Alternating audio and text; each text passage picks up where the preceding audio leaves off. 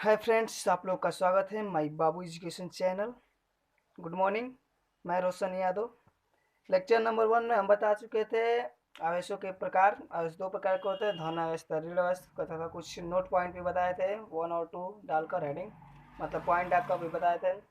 अब हम लोग देखेंगे आगे, उसके टॉपिक है आवेश संरक्षण का नियम। ठीक है, law of conversation of charge. ठीक, देखते हैं क्या होता है। इस नियम के अनुसार आवेश न तो उत्पन्न किया जा सकता है और न ही नष्ट किया जा सकता है। इसे एक वस्तु से दूसरे वस्तु में स्थानांतरित किया जा सकता है। यानी मान लीजिए कि एक आवेश है। ठीक, मान लीजिए कि एक आवेश है। मान लीजिए कि ये एक आवेश है। ठीक, और एक दूसरा आवेश है। ये फर्स्ट चार्ज है और ये सेकेंड चार्ज है। ये फर्स्ट चार्ज है और एक सेकेंड चार्ज है। ठीक, कह रहे कि आवेश को न तो उत्पन्न कर सकता है न ही नष्ट कर सकता है। तो इन दोनों में से आवेश को न तो हम किसी को उत्पन्न कर सकते हैं और न ही किसी को हम लोग नष्ट कर सकते हैं, नहीं ना कर सकते हैं। ठीक है, तो इस आवेश का इलेक्ट्रॉन इस आवेश में स्थानांतरित करता है, यानी एक वस्तु का इलेक्ट्रॉन दूसरी वस्तु में स्थानांतरित कर सकते हैं। यानी मान लीजिए कि ये वस्तु है, इस वस्तु का इलेक्ट्रॉन इसमें स्थानांतरित कर सकते हैं और इस वस्तु का इलेक्ट्रॉन इसमें स्थानांतरित कर सकते हैं ना। यही कह रहा है, इसे ही आवेश संरक्षण का नियम कहते हैं। ठीक है, देखते हैं आगे, इसे क्या कहते हैं, आवेश संरक्षण का नियम कहते हैं। इसका एक और डिफिनेशन होता है, देखते हैं क्या होता है। किसी विलगित अथवा पृथक्कृत निकाय का कुल आवेश संरक्षित रहता है। ठीक है, किसी विलगित अथवा पृथक्कृत का मतलब क्या होता है, मतलब उसको अलग अलग करना। किसी विलगित अथवा पृथक्कृत का निकाय क्या रहता है, संरक्षित रहता है। अब उसके आगे टॉपिक है, देखते हैं दोस्तों, आवेश का क्वांटीकरण। आवेश का क्वांटीकरण क्या होता है, देखते हैं, यहीं पे है क्वांटिजेशन ऑफ चार्ज। किसी पदार्थ का कुल आवेश की मात्रा, किसी पदार्थ की कुल आवेश की मात्रा उस पदार्थ में उपस्थित एक इलेक्ट्रॉन का पूर्ण गुणज होता है। किसी पदार्थ की कुल आवेश की मात्रा उस पदार्थ में उपस्थित एक इलेक्ट्रॉन का पूर्ण गुणज होता है। यानी Q इक्वल टू क्या होता है, वी नो दैट, हम जानते हैं कि Q इक्वल टू एन होता है। वेयर मीन्स जहाँ Q किसे कहते हैं, आवेश की कुल मात्रा है। एन इक्वल टू इलेक्ट्रॉन की संख्या, इलेक्ट्रॉन की संख्या मतलब +1 से इन्फिनेटिव प्लस माइनस लेकर इन्फिनेटिव तक हम जा सकते हैं। ठीक है, और ये इलेक्ट्रॉन पर आवेश कितना होता है, एक इलेक्ट्रॉन का आवेश है। एक इलेक्ट्रॉन पर आवेश कितना होता है, 1.6 इंटू 10⁻19 कुलाम होता है, यानी क्यू आवेश होता है। इससे कुछ अपवाद भी होते हैं, इंट्रैक्शन होते हैं। देखते हैं अपवाद क्या होता है। अपवाद होता है प्रोटॉन तथा न्यूट्रॉन की अधिक मूल इकाइयों को, प्रोटॉन तथा न्यूट्रॉन की अधिक मूल इकाइयों को क्वार्क कहते हैं। प्रोटॉन तथा न्यूट्रॉन की अधिक मूल इकाइयों को क्या कहते हैं, क्वार्क कहते हैं। प्रत्येक प्रोटॉन तथा न्यूट्रॉन 3 क्वार्कों से मिलकर बने होते हैं। प्रत्येक प्रत्येक प्रत्येक प्रोटॉन तथा न्यूट्रॉन 3 क्वार्कों से मिलकर बने होते हैं। ये 2 प्रकार के होते हैं। देखते हैं कौन कौन से 2 प्रकार के होते हैं। पहला है अप क्वार्क, इस पर +2/3 यानी 2/3 इलेक्ट्रॉन आवेश होता है।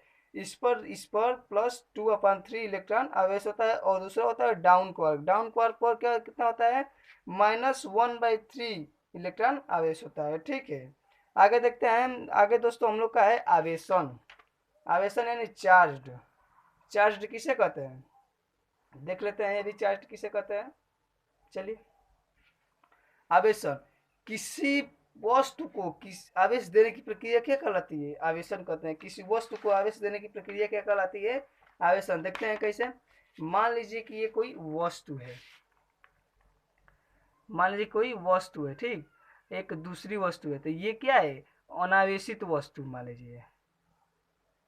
अनावेशित वस्तु यानी ये उदासीन भी होता है, वस्तु यानी उदासीन। ये क्या है, ये क्या है, आवेशित वस्तु है, आवेशित वस्तु है। यानी आवेशित वस्तु से अनावेशित वस्तु में इलेक्ट्रॉन देने की प्रक्रिया क्या कहती है, आवेशन कहलाती है। मान लीजिए कि आवेशित वस्तु है, अनावेशित वस्तु, तो अनावेशित वस्तु में से इलेक्ट्रॉन तो आवेशित वस्तु में दे नहीं सकते हैं। इसलिए आवेशित वस्तु से इलेक्ट्रॉन अनावेशित वस्तु में देंगे। ठीक है, यही क्या कहलाती है, आवेशन कहलाती है। आवेशन की विधियां 3 होती हैं। आवेशन की विधियां कितनी होती है, 3, यानी 3 विधियां होती हैं। पहला होता है घर्षण द्वारा आवेशन। पहला क्या होता है, घर्षण द्वारा आवेशन, चार्ज बाई फ्रैक्शन। दूसरा होता है चालन द्वारा आवेशन, चार्ज बाई कंडक्शन। ठीक है, और तीसरा होता है प्रेरण द्वारा आवेशन, चार्ज बाई इंडक्शन। ठीक, पहला देखते हैं घर्षण द्वारा आवेशन। घर्षण द्वारा आवेशन क्या होता है देख लेते हैं दोस्तों। घर्षण द्वारा आवेशन, इस प्रक्रिया में एक वस्तु को दूसरे वस्तु के साथ रगड़ा जाता है। एक वस्तु को दूसरे वस्तु के साथ रगड़ा जाता है। एक वस्तु से दूसरे वस्तु में इलेक्ट्रॉन स्थानांतरण होता है। एक वस्तु से दूसरे वस्तु में इलेक्ट्रॉन स्थानांतरण होता है। एक वस्तु से दूसरे वस्तु में इलेक्ट्रॉन का स्थानांतरण होता है। जिस वस्तु से इलेक्ट्रॉन निकलते हैं उस पर धनावेश तथा जो वस्तु इलेक्ट्रॉन ग्रहण करती है उस पर ऋण आवेश होता है। दोस्तों हमने बताया था, ये कब बताया था कि जब आवेश के प्रकार हमने पढ़ा रहा था, पहले वीडियो में पढ़ा रहे थे, तब हम बता रहे थे कि देखिए यहाँ पे बताएं कि एक ये ऋण आवेश है, एक धन आवेश है। तो क्या रहा है ये कि एक वस्तु को दूसरे वस्तु के साथ रगड़ा जाता है। ठीक है, मान लीजिए कि इन दोनों वस्तुओं को आपस में रगड़ा जाता है। देखिए जैसे यहाँ पे रगड़ा गया है, रगड़ा गया ना यहाँ पे, तो एक वस्तु का इलेक्ट्रॉन दूसरे वस्तु में, एक वस्तु का इलेक्ट्रॉन दूसरे वस्तु में स्थानांतरित होता है, और दूसरे वस्तु का इलेक्ट्रॉन दूसरे वस्तु में, पहले वस्तु का इलेक्ट्रॉन दूसरे वस्तु में स्थानांतरित। इसी यहाँ पे आकर्षण तथा प्रतिकर्षण बल भी उत्पन्न होता है।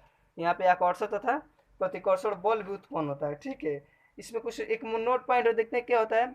इस प्रक्रिया में धन आवेश तथा ऋण आवेश का परिमाण बराबर होना चाहिए। यानी ये दोनों हैं, जो ये दोनों हैं, ये धन, मान लीजिए कि धन आवेश है, ये ऋण आवेश है, तो इन दोनों का परिमाण क्या होना चाहिए, बराबर होना चाहिए। इन दोनों का परिमाण बराबर होना चाहिए। ठीक है दोस्तों, आगे देखते हैं चालन द्वारा आवेशन। देखते हैं चालन द्वारा भी आवेशन क्या होता है।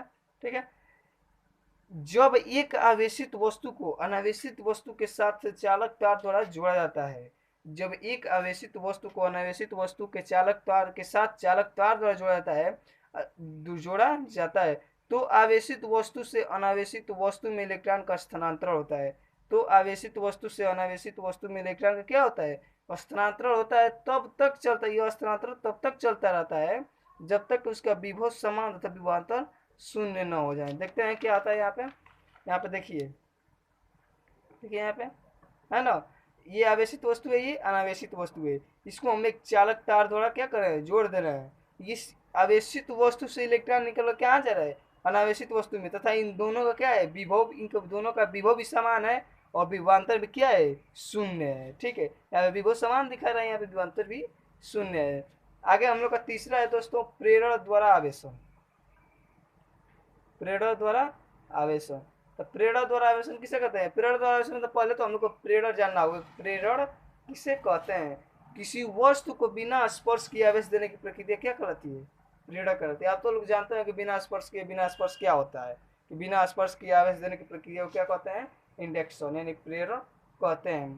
प्रेरण द्वारा आवेशन क्या होता है देखते हैं। जब किसी आवेशित छड़ को विद्युत स्टैंड पर या कुचालक आवेश पर रखें, जब किसी आवेशित छड़ को विद्युत स्टैंड या कुचालक आवेश पर रखें तो किसी अनावेशित चालक के पास लाने पर, मतलब लाया जाता है, तो आवेशित चालक के पास वाले सिरे पर, आवेशित चालक के पास वाले सिरे पर विजातीय आवेश तथा दूर वाले सिरे पर क्या होता है, सजातीय आवेश होता है। इसे क्या कहते हैं हम लोग, प्रेरण द्वारा आवेश उत्पन्न होता है, प्रेरण द्वारा आवेशन कहते हैं। देखते हैं दोस्तों, जैसे में ये है, मान लीजिए कि ये अनावेशित छड़ है, ये विद्युत स्टैंड हो गया, ये अनावेशित वस्तु है। ठीक है, ये अनावेशित वस्तु है। अगर हम लोग इसको इसके पास ला रहे हैं, क्या ला रहे हैं, पास लाने पर, इसके पास हम लोग लाएंगे, यानी विद्युत स्टैंड या कुचालक आवेश वाले को हम लोग अनावेशित वस्तु के पास लेकर जाएंगे, तो क्या करो, उसके पास वाले सिरे पर क्या होगा, उसके देखिए अनावेशित चालक के पास वाले सिरे पर विजातीय आवेश, मान लीजिए कि इस अनावेशित वस्तु के पास एक सिरा है, तो इस पर क्या आ जाएगा, सजातीय आवेश आएगा कि नहीं, सॉरी यार, यहाँ पर हो जाएगा पास वाले सिरे पर विजातीय आवेश होगा। ठीक है, पास वाले सिरे पर विजातीय आवेश तथा दूर वाले सिरे पर क्या आ जाएगा, सजातीय आवेश हो जाएगा। ठीक है, पास वाले सिरे पर क्या हो जाएगा, विजातीय आवेश, और दूर वाले सिरे पर सजातीय आवेश हो जाएगा। ठीक है, यहाँ पे सजातीय आवेश है। ठीक है, देखिए वही क्या दूर वाले सिरे पर सजातीय आवेश उत्पन्न होता है, इसे प्रक्रिया आवेशन प्रेरणा द्वारा आवेशन कहते हैं। ठीक है दोस्तों, ये तो समझ में आ गया हो गया, ये तो समझ में आ गया होगा। आगे देखते हैं कूलाम का नियम। कूलाम का नियम किसे कहते हैं, लॉ ऑफ कूलाम। इस नियम के अनुसार, इस नियम के अनुसार दो स्थिर बिंदु आवेशों के बीच लगने वाला आकर्षण तथा प्रतिकर्षण बल, दो स्थिर बिंदु आवेशों के बीच लगने वाला आकर्षण तथा प्रतिकर्षण बल उन आवेशों के परिमाणों के गुणनफल के अनुक्रमानुपाती तथा उनके बीच के दूरी के वर्ग के व्युत्क्रमानुपाती होता है। दो स्थिर बिंदु आवेशों के बीच लगने वाला बल, यो उन बल, ठीक है, उनके बीच लगने वाला आकर्षण तथा प्रतिकर्षण बल उन आवेशों के परिमाणों तथा गुणनफल के अनुक्रमानुपाती तथा उनके बीच के दूरी के वर्ग के व्युत्क्रमानुपाती होता है। देखते हैं कैसे होता है। मान लीजिए कि मान लीजिए दोस्तों कि क्या है, मान लीजिए एक ये रेखा है, ठीक, इस पहला है Q1 और दूसरा बिंदु क्या है Q2। इसकी दूरी, इसके बीच की दूरी क्या है, दोनों की R है। ठीक है, इन दोनों के बीच की दूरी क्या है तथा इन दोनों के बीच कौन सा बल लग रहा है, आकर्षण एवं प्रतिकर्षण बल लग रहा है। इन दोनों के बीच कौन सा बल लगा है, आकर्षण एवं प्रतिकर्षण बल लग रहा है। इन दोनों के बीच कौन सा बल लग रहा है, आकर्षण तथा प्रतिकर्षण बल लग रहा है। ठीक है दोस्तों, तो इसको हम लोग क्या कहते हैं, व्यंजक प्राप्त करना होता है ना। आइए हम लोग वही व्यंजक प्राप्त करेंगे। ठीक है, देखते हैं कैसे प्राप्त होता है। माना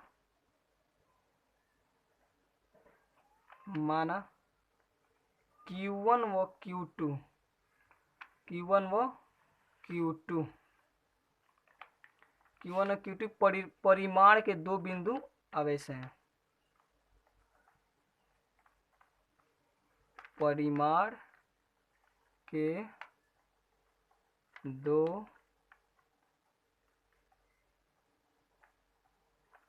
बिंदु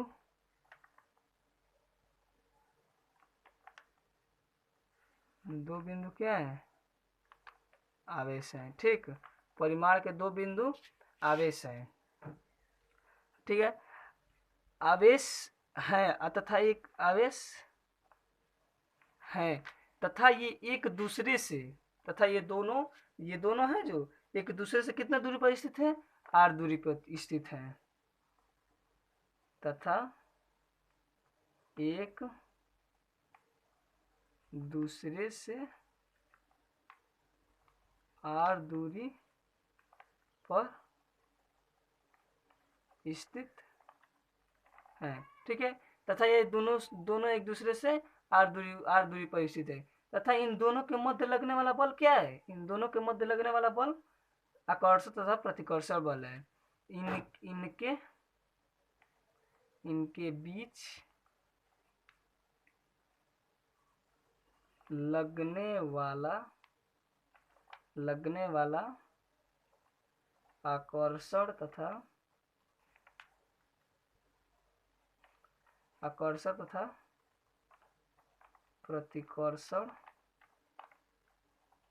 इनके बीच लगने वाला आकर्षण तथा प्रतिकर्षण बल F, लगने वाला आकर्षण तथा प्रतिकर्षण बल F हो तो कूलाम के नियमानुसार,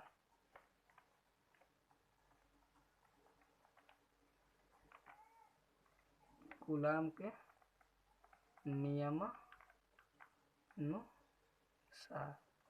ठीक है, कूलाम के नियमानुसार क्या होगा, ये F proportional Q1 into Q2। ठीक है, देखिए क्या रहा है कि यहाँ पे देखिए नियम इसका क्या कह रहा है कि इस नियम के अनुसार दो स्थिर बिंदु आवेशों के बीच लगने वाला आकर्षण तथा प्रतिकर्षण बल उन आवेशों के परिमाणों के गुणनफल अनुक्रमानुपाती होगा। ठीक है। तो ये दोनों आवेश हैं, ये दोनों क्या है, आवेश है, और ये बल है। तो इन दोनों के बीच कौन सा होगा, अनुक्रमानुपाती प्रोपोर्शनल होगा। यानी प्रोपोर्शनल को क्या कहते हैं, अनुक्रमानुपाती कहते हैं। इसको मान लेंगे समीकरण 1। अर्थात दूसरे, तो उसके आगे क्या कह रहा है कि तथा उनके बीच की दूरी के वर्ग के व्युत्क्रमानुपाती होगा, तथा उनके बीच के दूरी के वर्ग के क्या होगा, व्युत्क्रमानुपाती होगा। यानी दूसरा हो जाएगा यफ प्रोपोर्शनल 1/r², दूसरा समीकरण हो जाएगा। ठीक है, हम फिर देखते हैं कि समीकरण 1 और समीकरण 2 से क्या होता है। समीकरण 1 व समीकरण 2 की तुलना करने पर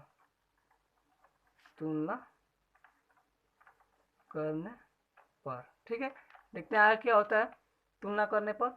यानी ये हो जाएगा यह प्रोपोर्शनल Q1/Q2, यानी Q1 × Q2/r² हो जाएगा। अब यहाँ से प्रोपोर्शनल हटाने के लिए एक हम लोग नियतांक लेंगे, वो नियतांक क्या होगा, Q होगा। यानी यफ इक्वल टू प्रोपोर्शनल के स्थान पर क्या रखेंगे, K, Q1 × Q2/r²। ये होगा ना, कूलाम का नियम क्या होगा, यही होगा। यानी वेयर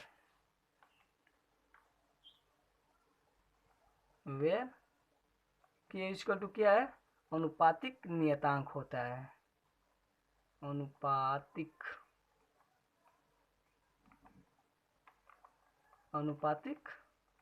नियतांक। ठीक है, अनुपातिक नियतांक होगा।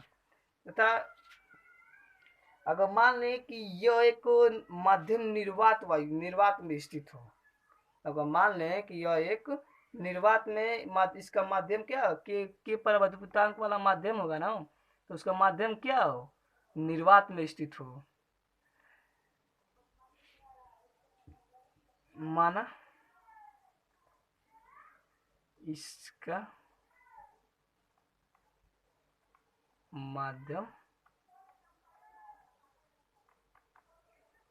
निर्वात या वायु में हो,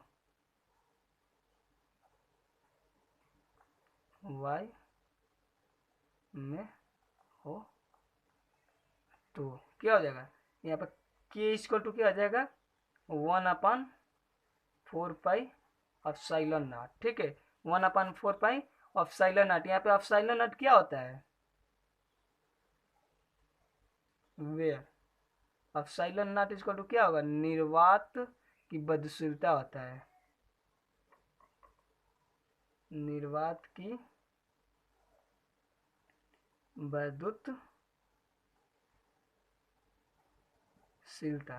ये ε0 है तो निर्वात की विद्युतशीलता है। अब सिर्फ ε रहेगा तो क्या होगा, वह निरपेक्ष माध्यम का विद्युतशीलता होता है। ठीक है, निरपेक्ष माध्यम की विद्युतशीलता होता है,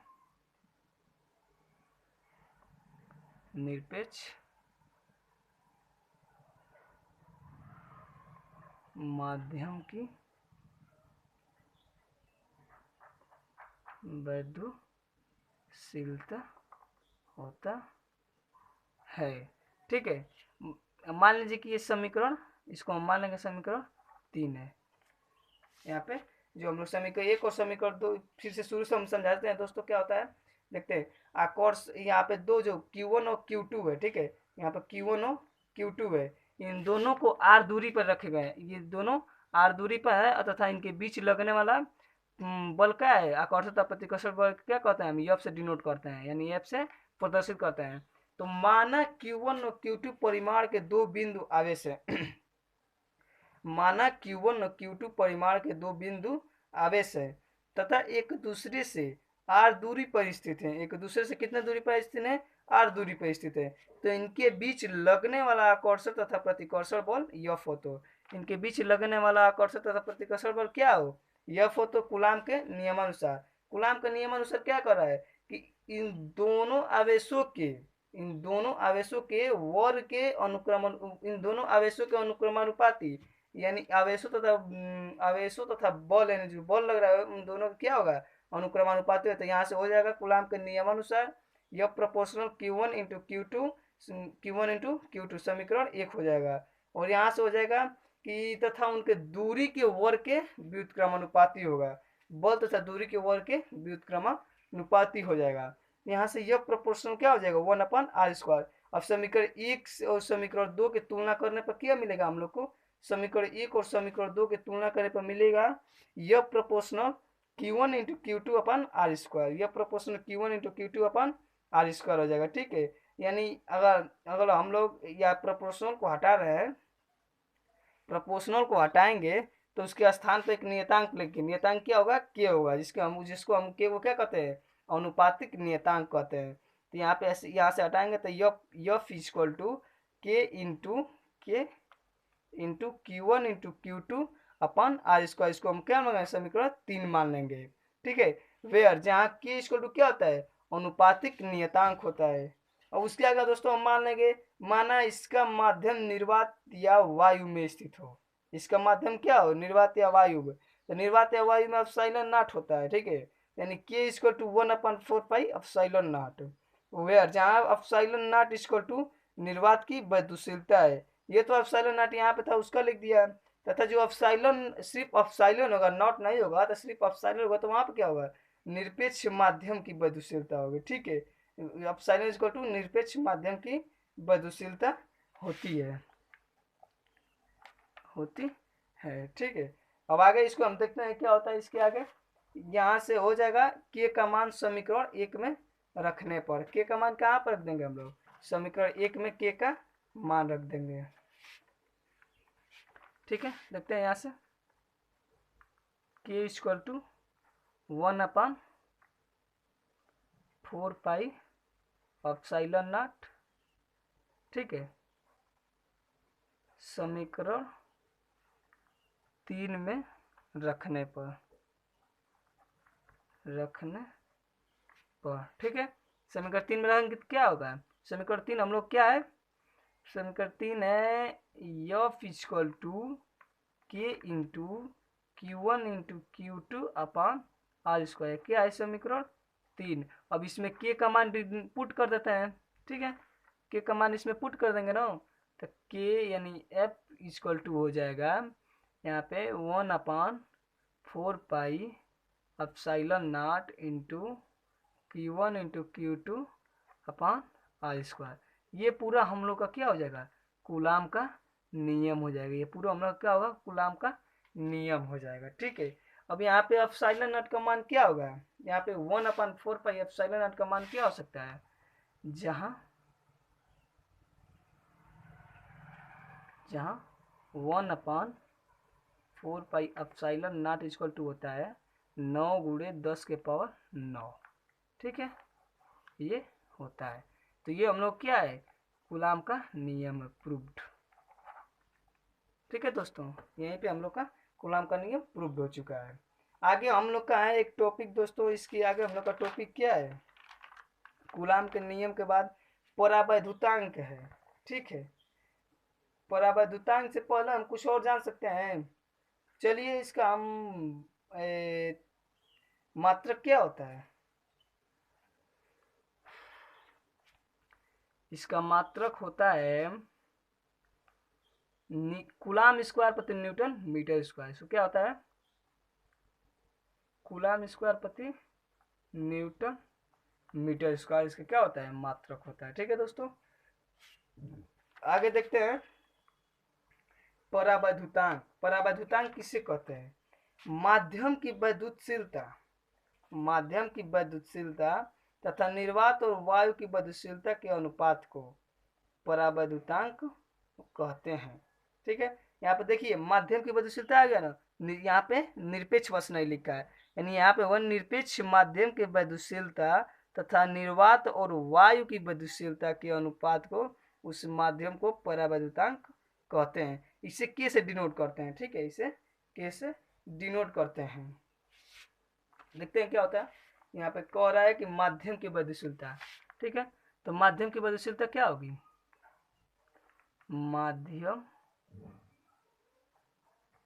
माध्यम की विद्युतशीलता। माध्यम की गतिशीलता क्या होगी, अपसाइलन होगी, ठीक है, सिर्फ अपसाइलन होगी, ठीक है, सिर्फ क्या होगी, अपसाइलन, ओके। और उसके बाद क्या कर रहा है कि निर्वात, निर्वात की गतिशीलता, वैद्युत निर्वात की गतिशीलता क्या होगा, अपसाइलन नॉट होगा। तो इन दोनों के अनुपात, इन दोनों का अनुपात क्या होगा, इन दोनों का, इन दोनों का अनुपात क्या होगा, यानी अपसाइलन अपॉन अपसाइलन नॉट होगा ना। इन दोनों का अनुपात क्या होगा, epsilon not, epsilon upon epsilon not. अब यहाँ से यही क्या होता है, परावैद्युतांक होता है। अब हम लोग का इसके आगे है, देखते हैं एकांक आवेश क्या है, एकांक आवेश, एकांक आवेश किसे कहते हैं, एकांक आवेश देखते हैं दोस्तों किसे कहते हैं। यूनिट 4, यदि समान परिमाण के दो सजातीय आवेश, यदि समान परिमाण के दो सजातीय आवेश निर्वात या वायु में 1 मीटर की दूरी पर स्थित होने पर, 1 मीटर की दूरी पर स्थित होने पर एक दूसरे को इतने यानी 9 इंटू 10⁹ न्यूटन के बल से प्रतिकर्षित करे तो प्रत्येक एकांक आवेश यूनिट चार्ज कहलाता है। यानी प्रत्येक एकांक, प्रत्येक एक दूसरे को आवेश को, प्रत्येक आवेश एकांक आवेश यानी यूनिट चार्ज कहलाता है, ठीक है। यहाँ तक समझ में आया, क्या करा आपसे फिर से देख लेते हैं, रिवाइज कर लेते हैं। यदि समान परिमाण के दो सजातीय आवेश, यदि समान परिमाण के दो सजातीय आवेश निर्वात या वायु में 1 मीटर की दूरी पर स्थित हो, निर्वात या वायु में 1 मीटर की दूरी पर स्थित होने पर एक दूसरे को 9 × 10⁹ न्यूटन के बल से प्रतिकर्षित करे तो आवेश एकांक आवेश यानी यूनिट चार्ज कहलाता है, ठीक है। आवेश क्या कहलाता है, यूनिट चार्ज कहलाता है। ये हम लोग का हो गया दोस्तों। आगे देखते हैं, आगे क्या है हम लोग का, आगे है अपेक्षित वैद्युशीलता या परावैद्युतांक। अपेक्षिक वैद्युशीलता या परावैद्युतांक, ठीक है। इसको भी देख लेते हैं। क्या आवेश के बीच लगने वाला बल, आवेश के बीच रिलेटिव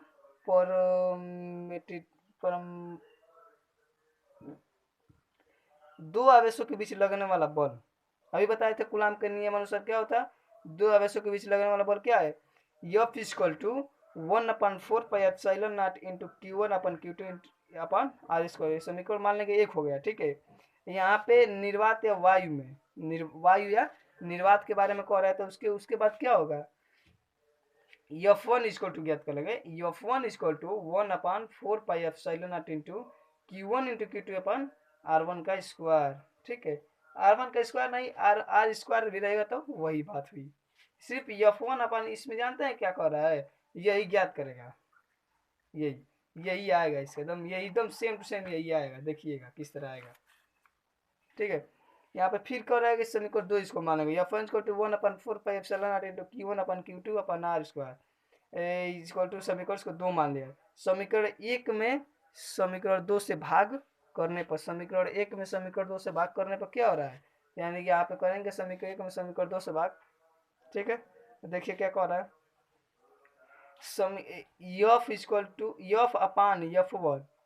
1/4πε0 इंटू Q1/Q2/R² इंटू, ठीक है, ये हो गया। अब यहाँ से देखिए F1 नीचे है ना, इसको ऊपर, ये ऊपर चला जाएगा, Q1/Q2 नीचे चला आएगा, तो क्या हो जाएगा 4πε0 इंटू R² इंटू Q2, ठीक है। समझ में आया दोस्तों कैसे गया है, नहीं आया है, देखिए हम बता रहे हैं कैसे आया है। यहाँ से कह रहा है कि F = कितना दिया है, F = दिया है 1/4πε0 इंटू Q1 इंटू Q2/R² है। समीकरण क्या है, एक है, ठीक। दूसरा समीकरण क्या माना है, F1 = 1/4πε0 into Q1 into Q2/R², ये समीकरण 2 है। तो समीकरण 1 और समीकरण 2 से कर रहा है, यानी समीकरण 1 व समीकरण 2 से, समीकरण 2 से तो क्या हो जाएगा, F upon F1 equal to क्या आ जाएगा 1/4 pi epsilon naught into Q1 into Q2 upon R square upon यहाँ से क्या हो जाएगा 1/4 pi epsilon naught into Q1 into Q2 upon R square हो जाएगा यहाँ से। ठीक है, यहाँ समझ तक है, समझ आया ना, यहाँ से समझ में आया ना। ठीक है, देखते हैं यहाँ पे। सोइए दोस्तों, यहाँ पे देखिए, यहाँ पे कूलाम के नियम अनुसार हम लोग क्या ज्ञात किए थे, यहाँ पे एप्सिलॉन नॉट था ना। अब यहाँ पर F1 मानेंगे निरपेक्ष माध्यम में, निरपेक्ष माध्यम में मानेंगे तो यहाँ पे एप्सिलॉन नॉट तो नहीं होगा ना, ये क्या होगा, सिर्फ एप्सिलॉन होगा। ठीक है, यहाँ से काट देते हैं, यहाँ पे सिर्फ क्या होगा एप्सिलॉन होगा, यहाँ पे भी काट देते हैं, यहाँ पे सिर्फ क्या होगा एप्सिलॉन, क्योंकि निरपेक्ष माध्यम में मान रहे हैं ना ये फोन को हम कहाँ मान रहे हैं, निरपेक्ष माध्यम में मान रहे हैं। ठीक है, तो यहाँ से F upon F1 equal to 1/4 pi epsilon naught into Q1 into Q2 upon are square upon 1/4 pi epsilon into Q1 into Q2 upon R square. अब ये नीचे देखिए क्या है, ये नीचे क्या है, नीचे इसमें इससे भाग है, तो ये इस तरह चला जाएगा इसके ऊपर। ठीक है, ये चला जाएगा यहाँ पे, देखते हैं कैसे होता है। F1 upon F upon F1 equal to क्या हो जाएगा 1, मान लीजिए इसका इसमें गुणा हो जाएगा Q1 इंटू Q2 अपान 4 पाई एप्सिलॉन नॉट इंटू ये क्या जाएगा ऊपर चला जाएगा ना, तो 4 पाई इंटू आर हो जाएगा आर स्क्वायर, आर छूट जाता है आर स्क्वायर हो जाएगा इंटू 4 पाई एप्सिलॉन क्या होगा सिर्फ epsilon into R square upon Q1 into Q2। ठीक है, देखिए इससे ये कट गया, इससे ये कट गया, फिर पाई से 4 पाई कट गया, आर स्क्वायर से आर स्क्वायर कट गया। तो देखते हैं दोस्तों क्या आया, देखिए वही आया 1/F1 equal to epsilon upon epsilon naught है ना, वही यही कह रहा है कि यही आएगा। ठीक है, इसी को हम क्या कहते हैं, परावैद्युतांक कहते हैं, परावैद्युतांक कहते हैं, इसी को हम लोग क्या कहते हैं, परावैद्युतांक कहते हैं। दोस्तों हम लोग इसके आगे हम लोग का टॉपिक है कूलाम की सीमाएं, कूलाम के नियम की सीमाएं, लिमिटेशन ऑफ कूलाम्स लॉ। ठीक है, देखते हैं ये भी क्या होता है।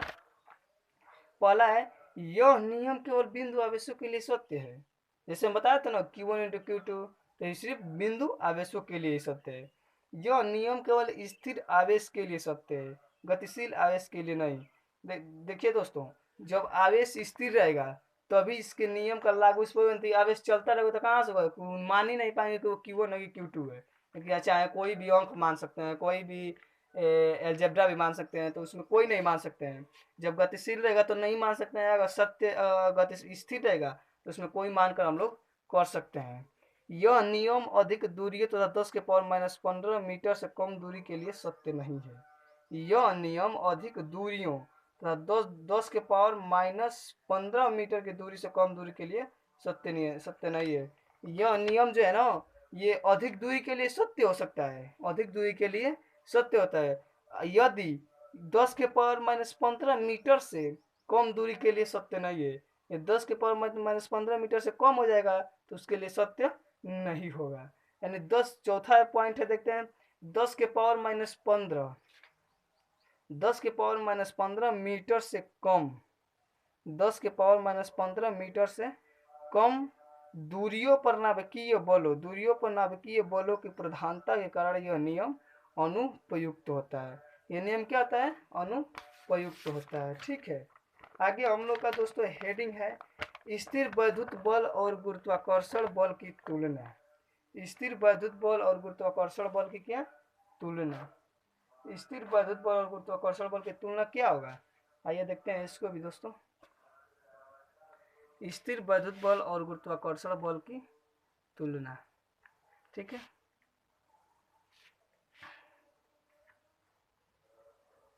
लिखिए स्थिर वैद्युत बल और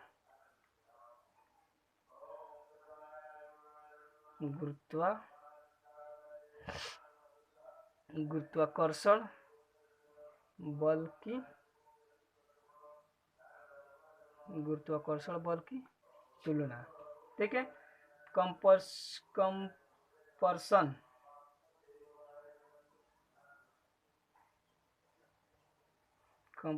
बिटवीन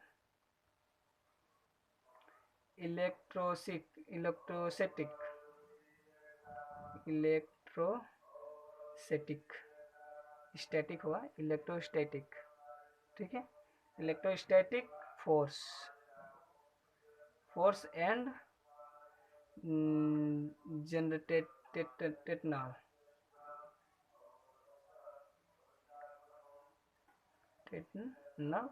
फोर्स। ठीक है, इसके बारे में हम आज इसकी मतलब तुलना करेंगे। स्थिर वैद्युत बल गुरुत्वाकर्षण बल की तुलना आज हम लोग करेंगे। ठीक है, देखते हैं इसके आगे स्थिर वैद्युत बल की गणना। ठीक है, स्थिर वैद्युत बल की गणना क्या होगा, यहाँ से हम लोग इसको ज्ञात करेंगे।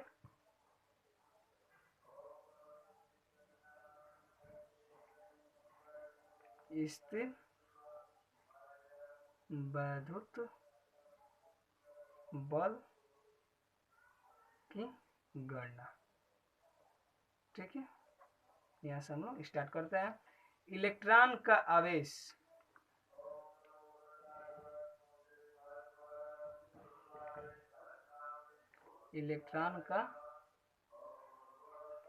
ठीक है, इलेक्ट्रॉन का आवेश इसको कितना -1/1.6 इंटू 10⁻⁻19 कूलाम होता है। ठीक है, इसके बाद प्रोटॉन का आवेश क्या होगा, प्रोटॉन का आवेश क्या होगा, प्लस होता है। यहाँ पे इलेक्ट्रॉन पर क्या होता है, निगेटिव होता है, और पी पर क्या होता है, पॉजिटिव होता है, यानी +1.6 इंटू 10⁻⁻19 कूलाम होगा। ठीक, अब इसको क्या करें, एफ ई। ठीक है, एफ ई मान लीजिए इसका ई इक्वल टू होता है ई इंटू पी, यानी इलेक्ट्रॉन इक्वल टू क्या होता है, प्रोटॉन गुणे इलेक्ट्रॉन इक्वल टू होता है नहीं, मतलब ई होता है क्या, कोई ई कांस्टेंट पद है। ठीक है, ई कोई कांस्टेंट पद है, कांस्टेंट पद मान लेंगे तो क्या हो जाएगा, ई इंटू पी। इसी को मान लेंगे, मान लीजिए कि Q1 है, Q2 है, मान लीजिए कि ये एफ ई है।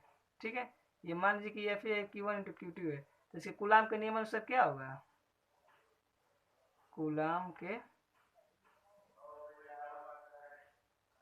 नियम अनुसार क्या होगा, एफ ई। ठीक है, एफ ई इक्वल टू क्या हो जाएगा, 1/4πε0 into q e into q p upon are square हो जाएगा, कूलाम के नियम अनुसार होगा ना।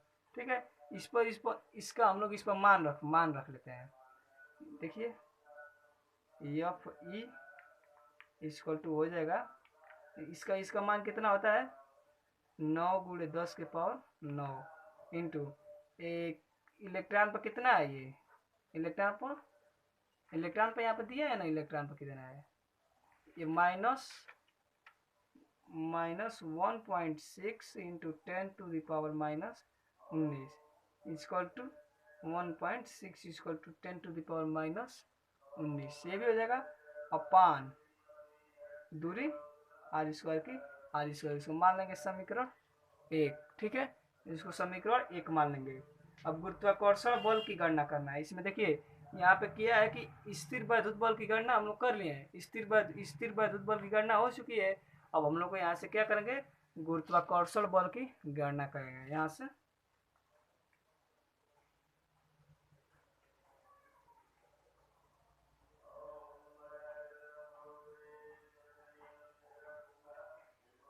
गुरुत्वाकर्षण बल की गणना, ठीक है।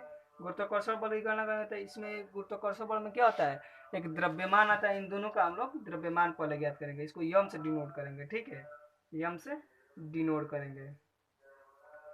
मतलब यहाँ पे यहाँ पे ई जानते हैं क्यों आया है, ये ई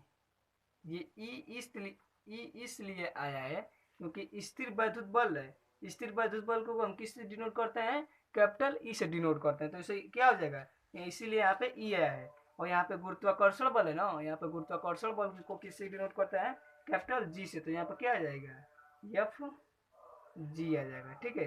तो पहले हम लिख लेते हैं इलेक्ट्रा ई का द्रव्यमान, ई का द्रव्यमान क्या हो जाएगा, यम ई इक्वल टू हो जाएगा 1.9 इंटू 10⁻21 kg, ठीक है, ये हो जाएगा। और फिर पी का द्रव्यमान, पी का द्रव्यमान क्या हो जाएगा, M P equal to 1.6 into 10⁻27 kg होता है, ठीक है। अतः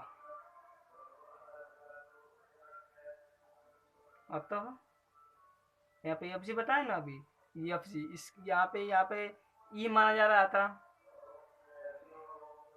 स्थिर वैद्युत में ई माना जा रहा था, तो यहाँ पे क्या माना जाएगा, एफ में जी माना जाएगा, equal to G into M one into M two upon R square, ठीक है। तो गुरुत्वाकर्षण का द्रव्यमान कितना होता है, गुरुत्वाकर्षण का द्रव्यमान कितना होता है, गुरुत्वाकर्षण का द्रव्यमान, गुरुत्वाकर्षण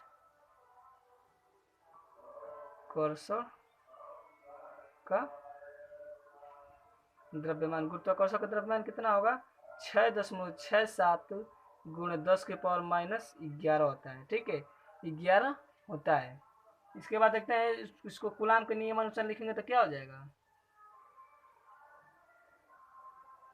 कूलाम के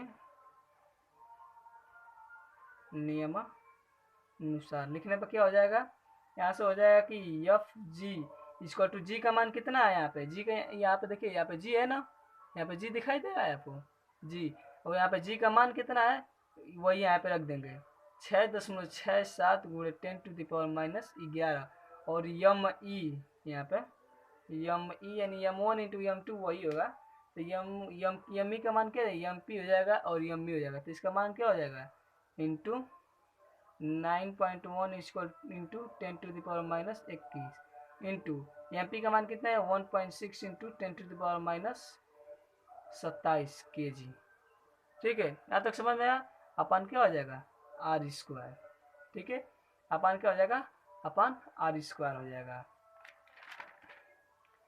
अब इसके बाद समीकरण एक में समीकरण दो से हम भाग कर देंगे, ये मान लीजिए कि समीकरण दो हो गया, समीकरण क्या हो गया, ये समीकरण दो हो गया। अब हम लोग समीकरण एक में समीकरण दो से क्या कर देंगे, भाग कर देंगे, चलिए करते हैं भाग।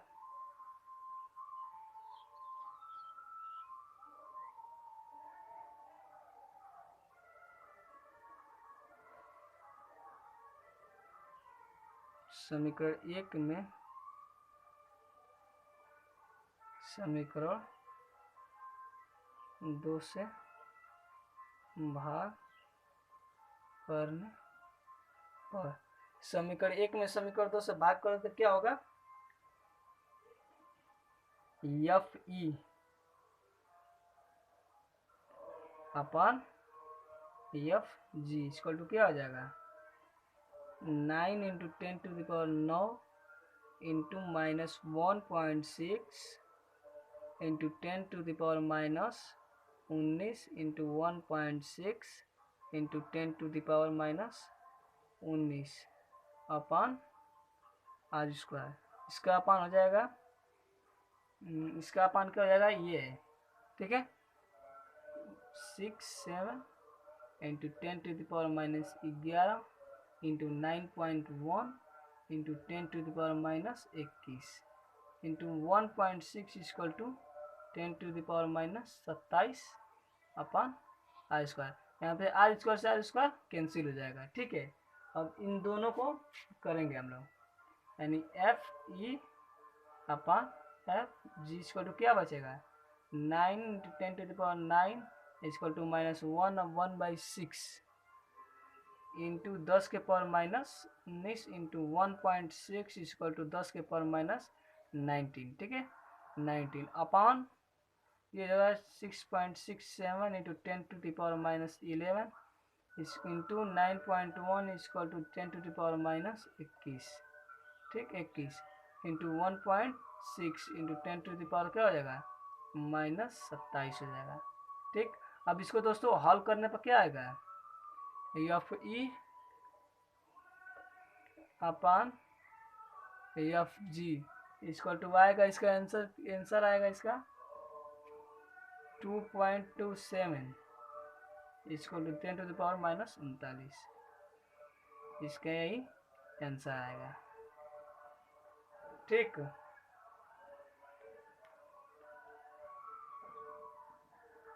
कितना यही इतना ही आंसर आएगा आपका। इसके आगे इसी में थोड़ा एक नोट पॉइंट है, नोट पॉइंट को देख लेते हैं क्या है। नोट पॉइंट यही है, नोट पॉइंट देख लेते हैं। इस प्रकार इलेक्ट्रॉन प्रोटॉन निकाय के लिए उनके बीच लगने वाला स्थिर वैद्युत बल तथा गुरुत्वाकर्षण बल की तुलना में लगभग 10⁻39 गुना शक्तिशाली है। आया ना 10⁻39 गुना, 10⁻39 गुना क्या है अधिक शक्तिशाली होगा, ठीक है दोस्तों। हम लोग अगले वीडियो में मिलेंगे अब इसके आगे कूलाम के नियम का सदिश निरूपण के साथ। Okay bye.